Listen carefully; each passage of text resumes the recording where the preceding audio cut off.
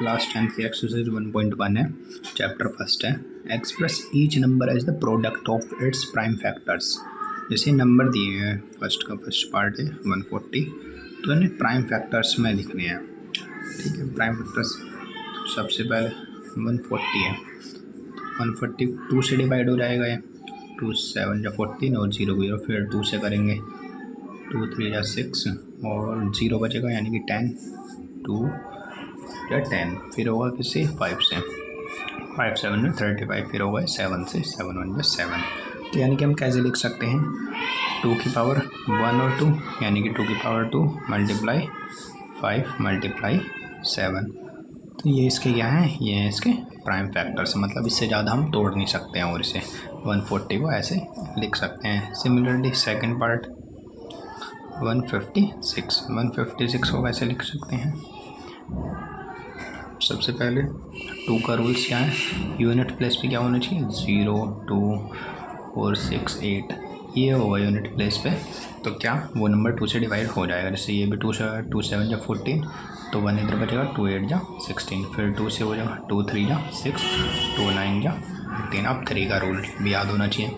3 का रूल क्या है, सम करके इनका सम कर लो, और वो 3 से डिवाइड है तो यानी कि वो नंबर भी 3 से डिवाइड, जैसे 9 और 3 12, 12 3 से डिवाइड है तो यानी कि 3 से डिवाइड होगा ये भी, 3 1 या 3 3 3 या 9, 13 एक प्राइम नंबर है तो 13।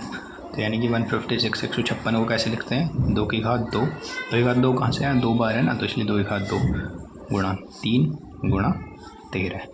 इस प्रकार ये प्राइम फैक्टर्स हम लिख सकते हैं। नेक्स्ट क्वेश्चन, इस पार्ट में क्या है, 3825, 3825, लास्ट में 5 आ रहा है तो 5 से कर लेंगे। सबसे पहले 5 सत्ते 35, कितना बचेगा 3 और ये 2, 5 छंग 30 और 5 पंजे 25, फिर 5 आ रहा है तो 5 से करेंगे, 5 एकदम 5, कितना बचेगा 2 और 6, 5 पंजे 25, 5 दिया 15। अब ये पता है किससे कटेगा, 5 3 8 9 यानी कि 3 से कट जाएगा, 3 5 जा 15, 3 1 जा 3, फिर 3 से कटेगा 17 तो 51, फिर 17 से 1। तो इसे कैसे लिख सकते हैं हम, 3 की घात 2 गुणा 5 की घात 2 गुणा 17। नेक्स्ट क्वेश्चन, फोर्थ पार्ट 5005, 5005 को कैसे 5 से डिवाइड करेंगे, 5 एकम 5 0 0, 5 एकम 5 1001।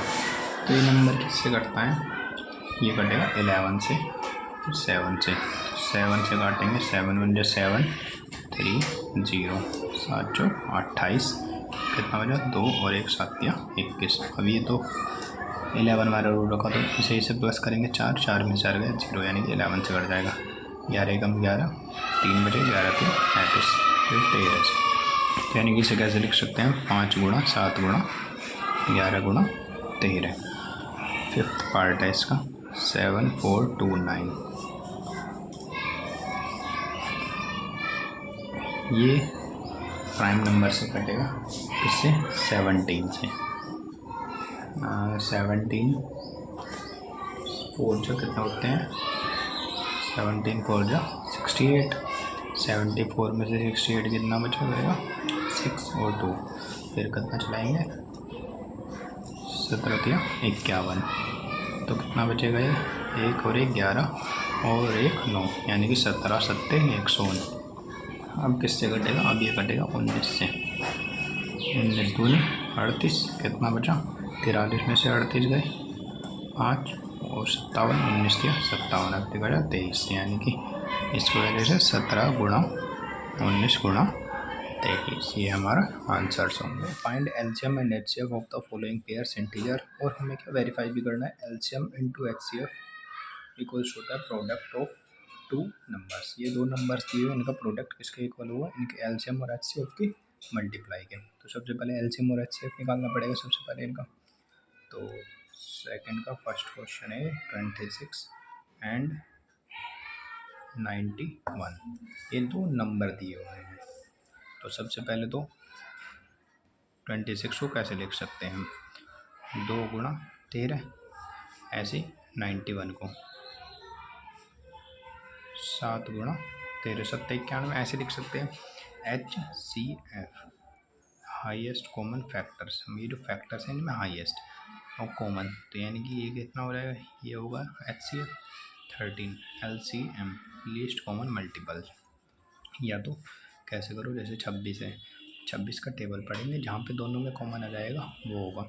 या फिर दूसरा LCM निकालने का तरीका क्या है, जैसे ये कॉमन आया तो 13 लिख लो N2, जो बचे हैं वो लिख लो 7 N2 2, तो ये हो जाएगा LCM। अब हमें क्या करना है, प्रोडक्ट ऑफ टू नंबर यानी कि LCM N2 HCF इक्वल से दिखाना है प्रोडक्ट ऑफ टू नंबर।